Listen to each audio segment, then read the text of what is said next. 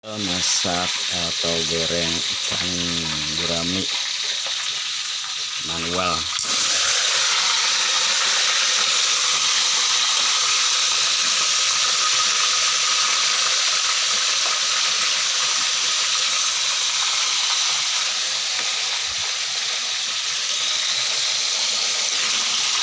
Satu lagi tes, tinggal nunggu matang terus dibalik. Oke guys, seperti itulah tutorialnya.